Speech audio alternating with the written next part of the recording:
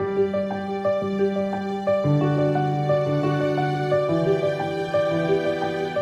have a rare genetic condition called Treacher-Collins syndrome. It means that I wasn't born with any cheekbone, jaw. Right, I want to do something now. I want to stop bullying because when I went through it, it was very hard.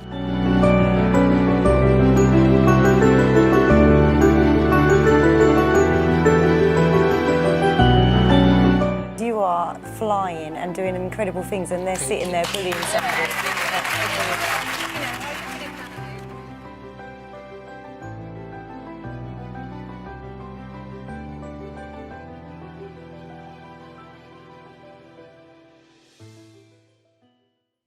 Hello, welcome to the Ashley Carter Show series. Today, this is the first of many. Today, I'm going to be talking to two people, Amy Curtis and Craig Harrison. Craig is going to be talking about his mental health and also how he joined ANDYSMANCLUB. And also Amy Curtis is going to be talking about her fibromyalgia and also talking about her website which she created a couple of months ago called Dream Big, Be Unique. So yeah, watch out for that. Hello, welcome to our interview today on Wednesday. I have a guy called Craig Harrison. He runs an ANDYSMANCLUB. He is for men who are suffering from mental health, depression and anxiety, so welcome. The first question I really want to ask you is about mental health. I know you told me that you suffered from mental health previous. Would you be okay to explain more on mental health? I've suffered on and off probably since I was a teenager. Some forms of depression, anxiety, social anxiety, and it's only now that I've grown older that I've become more accustomed to knowing how to deal with it. Obviously with the work I'm doing with ANDYSMANCLUB, it's helped me overcome that. It's something that will always be there. It's not something that will ever go away, but now I've got the tools to be able to manage and notice when it's coming on, and through talking about it, which is what we're all about, being able to promote that everybody can have a bad day and it's perfectly okay to not be okay one day, and you just take the bad days and then appreciate the good days on the back of that. So you mentioned about ANDYSMANCLUB. How did that come about? How was it created? The charity's been up and running now just over 3 years, and it all came on the back of a young lad up in Halifax called Andy Roberts, who in April 2016 sadly took his own life.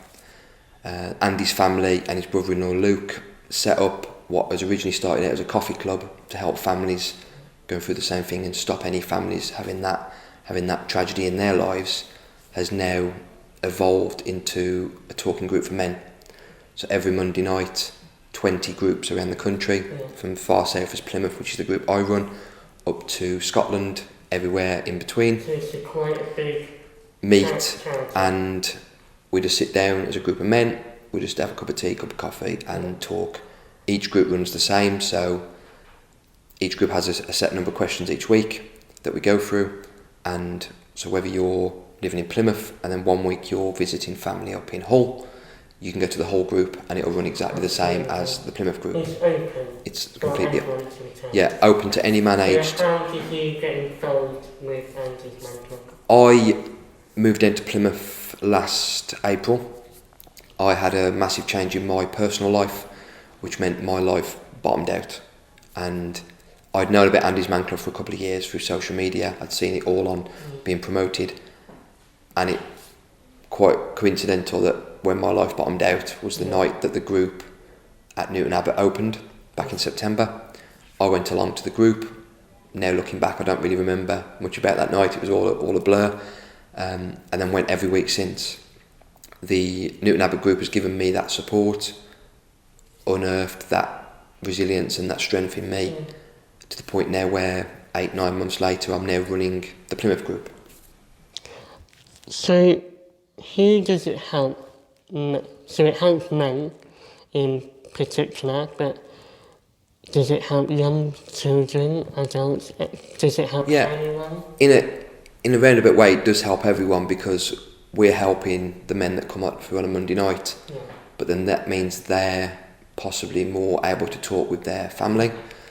And also, you've then got, I mean, this month we've had almost 3,000 men attend an ANDYSMANCLub across the 20 groups, which is almost 3,000 husbands, boyfriends, dads, grandfathers that are still here because they've come to us and gotten that support. The male suicide rate in the UK is still massive. It's average of 1 man every 2 hours, but we're then saving nearly 3,000 men this month because they're still coming for the door every Monday. So when you were going through your mental health, did you have the support from family, friends? The family and friend support is always there, and that is key. But being a man, and you've got that typical ideal, a man should be strong, a man shouldn't let any weakness in. I felt I couldn't talk to friends or family because I didn't want to. There's 3 main things that we touch upon, and I didn't want to feel weak.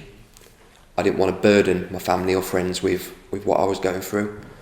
I didn't want to put it on them when they've got their own struggles.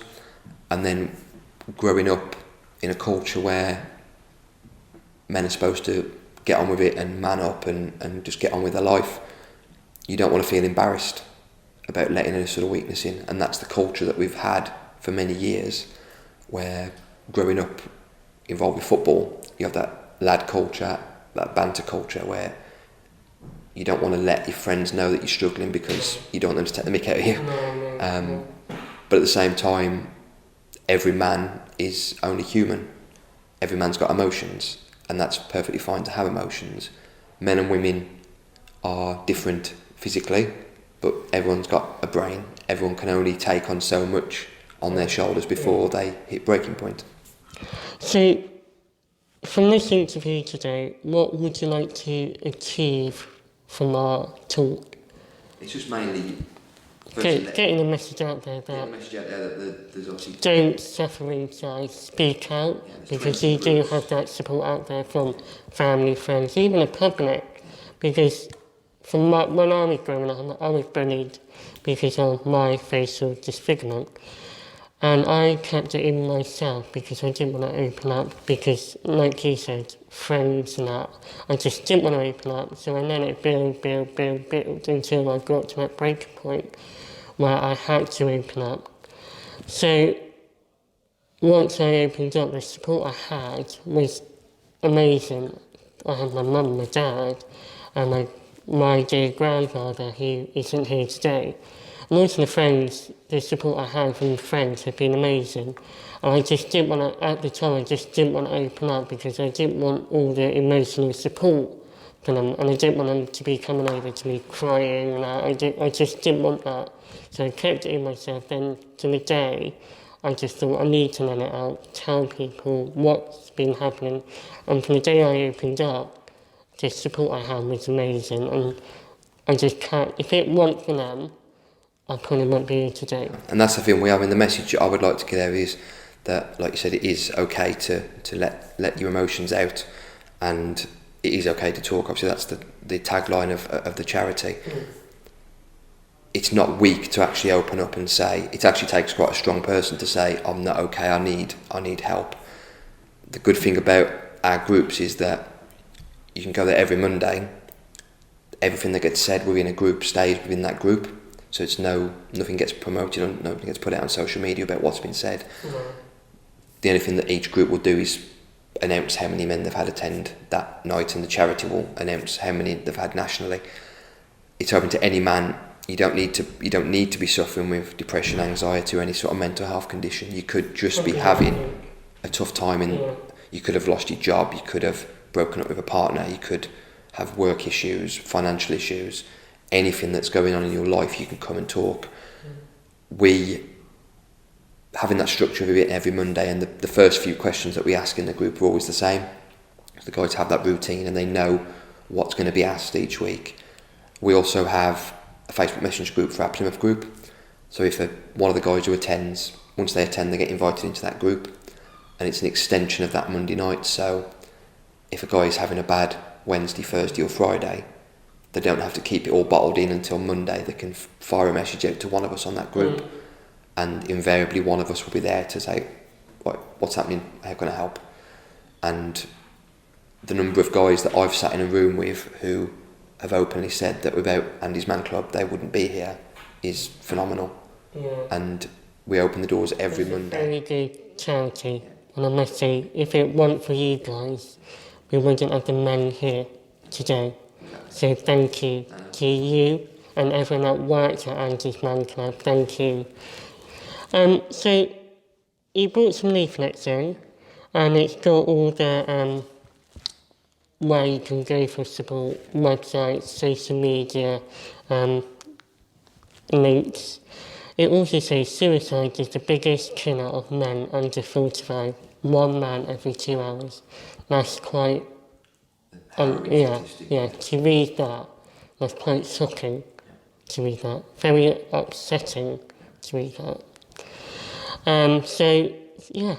Thank you for coming. No problem at all. And I hope we can do this again, maybe, whenever. Thank you for coming to share about Andy's Man Club. And thank you. So that was Craig Harrison, talk about mental health, depression, anxiety, and also the Andy's Man Club. If you want to know more about Andy's Man Club, just follow my social media links, and also I'll put a photo of my leaflet here, what I've got at the moment, on my social media, and also it will be on the video today. So thank you for coming and have a good day.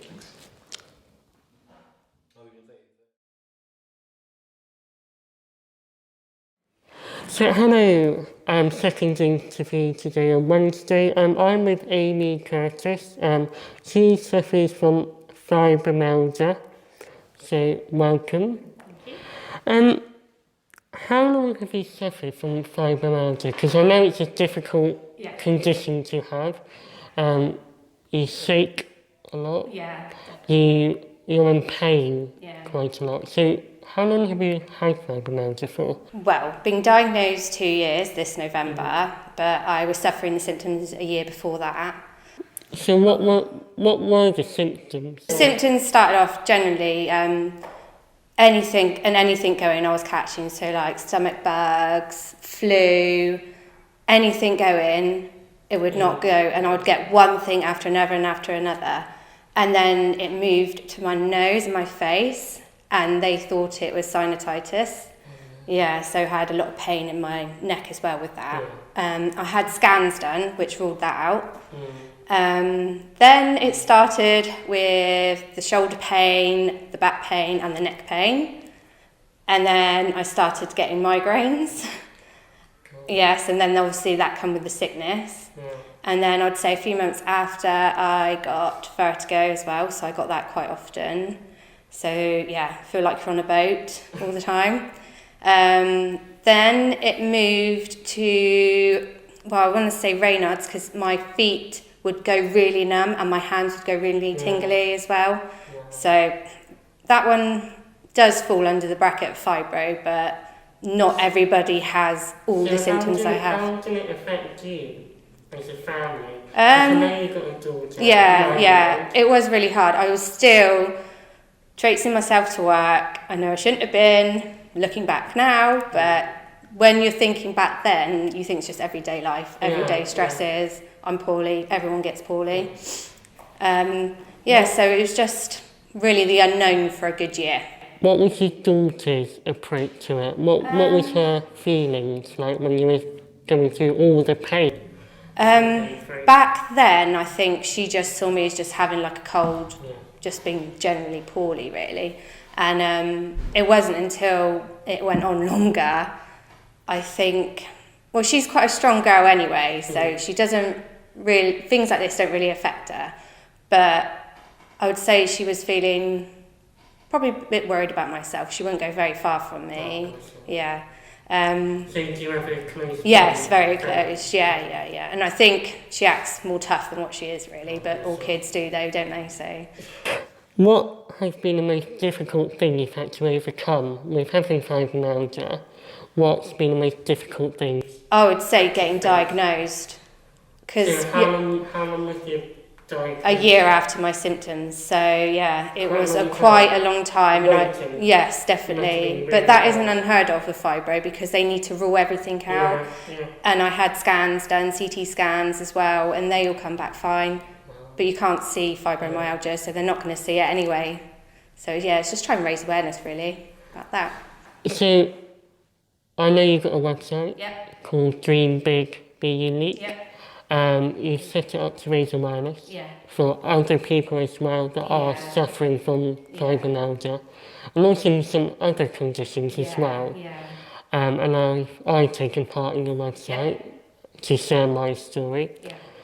Why did you want to set it up? What was the why? That's quite a good question. Everyone asks me that, and it's not really a definitive answer really. I just sat at home and I needed to feel like I needed to do something to help me. And I thought what I went through, a whole year of getting diagnosed, maybe the tools I picked up through the year, people could get diagnosed quicker. So if they go into their doctors, the specialists, armed with all this information, with my story, with the website, I suppose it's another tool for them to use really to get a quicker diagnosis. Especially if they had all the tests done under the sun and nothing showing up, then obviously then they need to think about fibro, and that's the natural course really. What has the reaction been like from other people that see your website? What are their responses been from looking on your website, seeing your story? Has it helped them? I would say and a lot around the world as well. I'm in contact with a lot in America, in Australia. It's pretty distant. It's quite a distance, but I'm hoping to get over to America at some point, fingers crossed. Well, I could ask her, she wouldn't mind, But no, she's trying to get more people on board and everything, but that's very exciting, And it's for a proper rare disease foundation over there too, so. Who inspired you to talk about your story? I think I did myself, to be honest. I was so down in the dumps and had to do something. I'm quite creative anyway. I'm good using the computer, writing poems, quotes, etc. And I thought I'd put it to good use. From what I've seen from Instagram, Twitter, Facebook, your posts are very catching, very powerful. The way you word it is very powerful. And I don't know how it comes about. It just comes out. And I write it down on my phone before I forget and then do it another day. But I don't know where it all comes. I wish I had that brain. So what's coming up for you next? What plans have you got coming up? At the moment, I've got to kind of think about my own health as well. So obviously when I have flare-ups, everything's got to take a back burner. I do have a plan, but life doesn't really work out to plan. But if you have a short schedule, then you kind of know what you need to get to. But after having this interview with you, we could probably meet up and see what we can do around Taunton. I've got a few ideas, do some charity raising or something. What would you like to achieve from this interview today? Just to get more awareness out there, really. I think fibro is so misunderstood. It's very quiet. I know a couple of people that got fibro, but it's not spoken much. No. So I think from this interview, I think it will raise awareness and get people to speak up. Well, not speak up, but just say that, Talk about it. Say that I have fibromyalgia and share their story, how they got diagnosed and what their life's been like for them. So, what is the message you want to get from today? What is the message you want to send out to everyone? One thing you need to highlight is that's coming up quite often is I know I've put my story up there, how I've dealt with it, but everybody's different. So a lot of people will look at it negatively and say, I'm doing my yoga, I'm doing this, that, I'm doing the other. I seem to be on the go all the time, but I've paced myself, I take my rest days, but not everyone can do what I can do. And I'm trying to say that everywhere because I don't want people comparing their symptoms to somebody else, and I don't think that's the way forward. And I think instead of not bad trolling on the internet saying, oh, why are you doing this? You can't do this. I got fibro. I can't do that. Instead, people need to support and work together and find something for them individually. And I think I'm not a specialist. Well, I suppose we're specialists of our own selves, really. I keep telling the doctor, and she learned loads off me with my fibro. But yeah, I think it's really important that everyone's seen as an individual and not compare yourself and set targets too high for yourself as well. Because I've come a long way since I've been diagnosed, but somebody... Well, yeah, from setting up your own website, that's a massive goal. Yeah, very big. And let's hope from this interview it goes everywhere. I hope so. And let's hope it raises awareness for more people to share their story. Yeah, I hope so. Alright, so that was Amy Curtis with Fibromyalgia raising awareness. Yeah. Thank you for coming, and let's hope this raises awareness for other people. And get more plans in. Yes, thank you.